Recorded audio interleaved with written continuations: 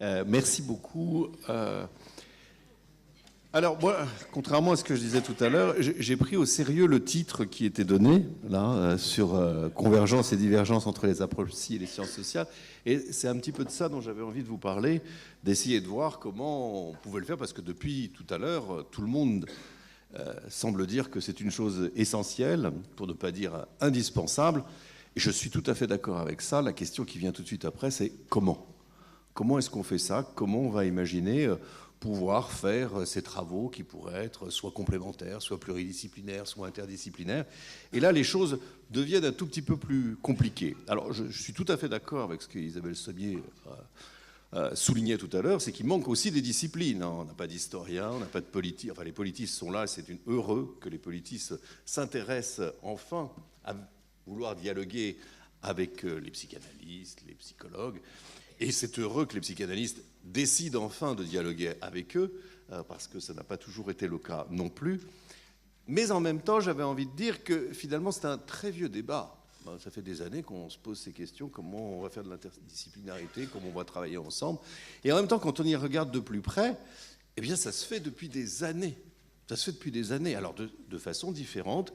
Et je vais vous citer 3 types de rapports qu'il y a entre ces disciplines, pour qu'on voit aussi comment nos travaux futurs pourront se situer par rapport à cela. Le premier grand classique, je dirais, des rapports entre les sciences du psychisme et les sciences sociales, c'est le regard critique que les sciences sociales sont capables d'avoir sur les sciences du psychisme. Ça a une histoire longue, compliquée, conflictuelle souvent, mais pas que conflictuelle, qui peut se décliner aussi en 2 points, je dirais, de 2 façons. La première, c'est un regard critique sur les dérives de la chose-ci, aussi bien de son savoir que de ses institutions. La seconde, c'est sur ses insuffisances. En fait, la chose psy ne peut pas dire tout sur tout. Alors, sur les dérives, ça a été bien sûr les grandes questions qui ont pu être posées, aussi bien par Castel que par Foucault, sur la façon dont la psychiatrie était aussi, et peut-être plus encore, qu'un objet de soin, une pratique sociale particulière. Et alors, ce qui est très intéressant, c'est qu'on peut dire qu'il y a là un vrai partenariat avec les psys, parce qu'aujourd'hui, il n'y a pas plus foucaldien que les psys. Donc ça veut dire que d'une certaine manière, ce discours qui se voulait critique a été un discours qui a été intériorisé et qui a amené d'une certaine manière un certain nombre de transformations au sein de l'institution. Alors ça n'a peut-être pas été pensé en termes épistémologiques comme devant être un lien immédiat, mais le lien il existe et l'influence a été considérable, permettant d'avoir un tout autre regard sur les pratiques. Et on ne peut pas dire aujourd'hui qu'un certain nombre de pratiques de la psychiatrie n'ont pas été profondément influencées par ces regards critiques des sciences sociales. Même si aujourd'hui, à ce qui paraît, la psychiatrie régresse un peu sur certains aspects. Mais ça, c'est un tout autre débat sur lequel je n'entrerai pas aujourd'hui. La deuxième façon d'imaginer la chose, c'est plus donc les dérives de la psychiatrie, c'est les insuffisances. Quelles sont les insuffisances de la psychiatrie, de la psychanalyse et de la psychologie ? Les insuffisances, ça a été l'idée selon laquelle la psychologie, la psychanalyse, la psychiatrie étaient incapables de penser l'autre. Elles ne pouvaient pas penser l'autre dès lors qu'il était complètement exotique et qu'il lui fallait un apport non négligeable, celui des anthropologues, mais aussi des sociologues, pour essayer de penser ces sociétés qui étaient supposées exotiques. Le fait n'est pas qu'elles étaient exotiques, mais le fait qu'elles étaient distinctes de ceux qui, de façon lambda, on pouvait travailler dessus. Ça a été l'ethnopsychiatrie qui est devenue, vous vous souvenez, il y a eu une grande époque très critique sur l'ethnopsychiatrie, aujourd'hui beaucoup moins, parce que finalement, d'une certaine manière, c'est rentré dans les mœurs. C'est rentré dans les mœurs que, celui-là, il vient de là, c'est pas sans lien.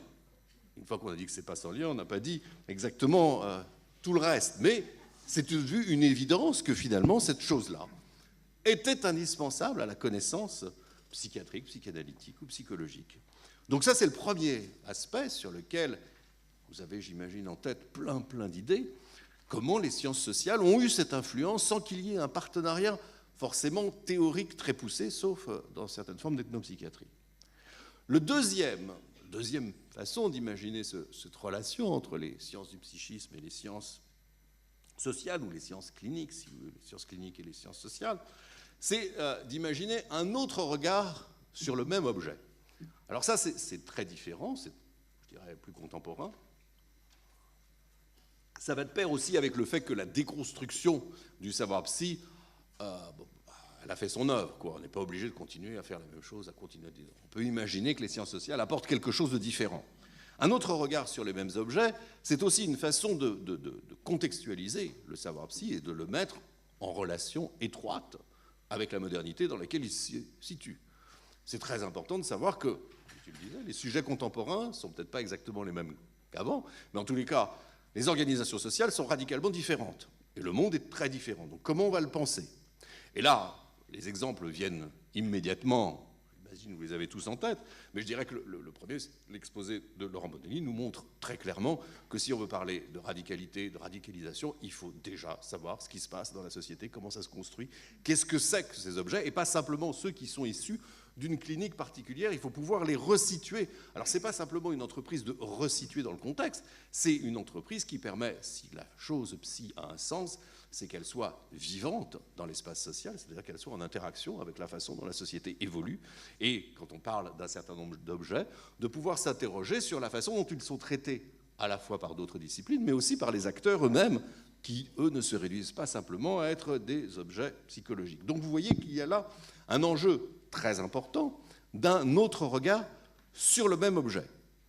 Pour dire deux mots sur ce que je disais ce matin, sur un même objet, par exemple, si on prend les discours psychanalytiques, et je sais qu'il va y avoir un certain nombre de conférences sur cette question, sur celle de la violence archaïque, et sur ce qui existerait chez le sujet, dans son inconscient, de brutalité, de violence et de capacité à produire des choses épouvantables, qui certes nous surprennent, mais qui pour les cliniciens aguerris vont dire c'est pas si surprenant, on sait que l'inconscient recèle tout ça. Alors qu'est-ce que les sciences sociales peuvent apporter à cela? Les sciences sociales peuvent apporter aussi un regard énigmatique, je dirais, c'est que oui, probablement, mais même ceux qui ne sont pas agités par la pulsion de mort, même ceux qui ne mobilisent pas des pulsions extraordinairement sadiques, peuvent aussi tuer. Ça pose un certain nombre de questions. Ça pose un certain nombre de questions, non pas pour invalider le discours psy, mais pour exiger des psychanalystes. Là, j'en suis incapable, mais je le fais quand même pour vous. Je vous le demande, je l'exige. Que vous puissiez penser ça aussi. Comment est-il possible de penser que finalement, un certain nombre de meurtres peuvent s'accomplir sans avoir besoin de mobiliser toutes ces pulsions sadiques monstrueuses qu'on imagine, qui sont certes mobilisées, qui sont certes explicatives du fait pour un certain nombre de sujets, c'est plus facile, mais qui ne le sont pas tout le temps. Voilà une interface qui me semble importante à interroger, à discuter. Oui, ce que la psychanalyse est capable de dire sur certains aspects doit aussi pouvoir être interrogé sur d'autres aspects qui semblent étrangement y répondre, mais qui n'y répondent pas complètement. Donc ça, c'est la deuxième façon d'imaginer un certain rapport entre les sciences cliniques et les sciences sociales. Et il y en a un troisième sur lequel j'aimerais revenir brièvement. C'est celui d'une complémentarité dans un comparatisme élargi. Comparatisme élargi, ça veut dire quoi? Ça veut dire que, je prends un exemple tout simple, si aujourd'hui nous sommes réunis autour de la question du radicalisme, de la radicalité, de la radicalisation, et c'est important d'avoir ce qu'Isabelle rappelait tout à l'heure, une précision terminologique, et de savoir à quoi chaque terme renvoie dans chaque discipline, on peut aussi se dire que avoir l'œil exclusivement sur ce phénomène risque de lui donner une dimension exceptionnelle qu'il n'a pas forcément. C'est-à-dire quels sont les autres phénomènes qui peuvent finalement se rapprocher de cela et nous permettre un comparatisme plus large, sans pour autant nier la spécificité de la radicalisation, mais sans pour autant en faire l'élément central. Et là, effectivement, un certain nombre de perspectives apparaissent. Je vais prendre juste un exemple, puisque dans nos débats, la question de la prévention et la question de la réinsertion est apparue.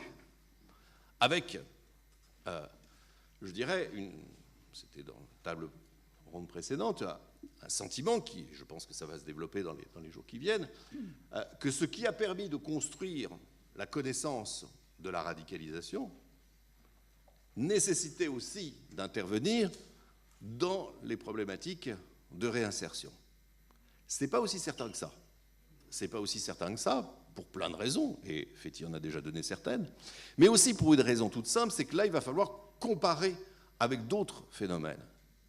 Que font les sociétés lorsqu'il s'agit de réinsérer des gens qui ont participé à des combats, voire à des atrocités? Et ça existe, indépendamment de la radicalisation. Comment la société américaine, par exemple, à la fin de la guerre du Vietnam, a réintégré un certain nombre de vétérans qui étaient des auteurs d'atrocités?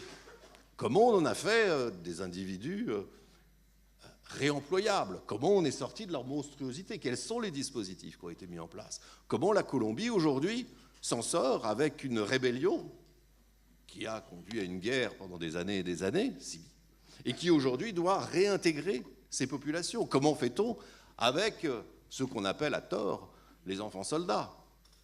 À tort, parce qu'il y a plein de travaux là-dessus qui montrent que ce sont des soldats, et que la notion d'enfant soldat est une notion qui pose un certain nombre de questions, là aussi, très déshistorisées. Parce que dès qu'on historicise un peu, les soldats sont souvent des enfants. Donc là, effectivement, il s'agit d'élargir pour comprendre comment on va pouvoir imaginer, justement, des solutions de réinsertion. Alors les solutions de réinsertion, je vous en donne quelques exemples, parce que j'en avais déjà parlé une fois, ça m'avait attiré les foudres de certains, peut-être même parmi vous, mais nécessite de resituer la question de la radicalisation, lorsqu'on parle de réinsertion, du côté des processus de post-violence.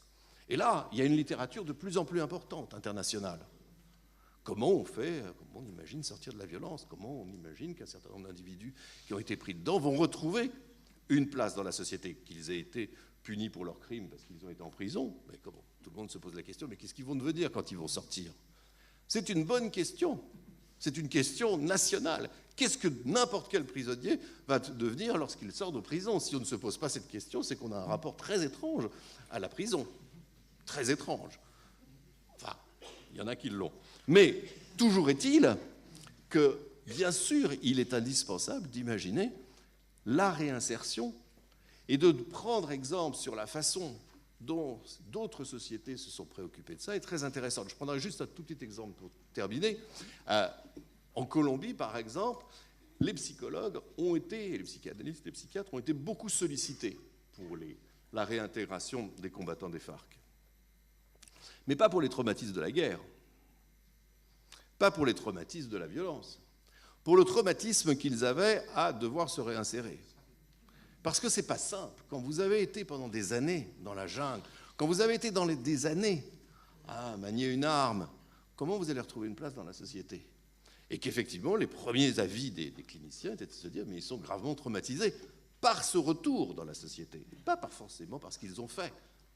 Et d'ailleurs, on sait malheureusement que tout le monde n'est pas nécessairement traumatisé par les actes qu'il a commis, et que si on s'intéresse à la notion de traumatisme, c'est bien plus du côté de ce que ça produit sur un sujet que ce que ça produit ou que ça devrait produire en termes de normativité. Donc vous voyez qu'à ce moment-là, le partenariat entre les sciences du psychisme et les sciences cliniques et les sciences sociales redevient extraordinairement fécond. Et non seulement fécond, il redevient non pas politique au sens d'un militantisme, mais politique au sens de subversif. Et je crois que par rapport aux questions de radicalisation, par rapport aux questions de réintégration, il est urgent, et ça je rejoins le premier point que je disais sur la place de la lecture critique, il est urgent que les psychanalystes, les psychiatres, les psychologues, les sociologues, tous, retrouvent une dimension subversive dans la façon d'aborder ces questions. Quand bien même c'est un sujet de société et qui nous fait peur, moi le premier, je suis un trouillard, donc c'est normal, j'ai peur, n'empêche que l'exigence et l'éthique du travail scientifique restent une éthique, somme toute, subversive. Je vous remercie de votre attention.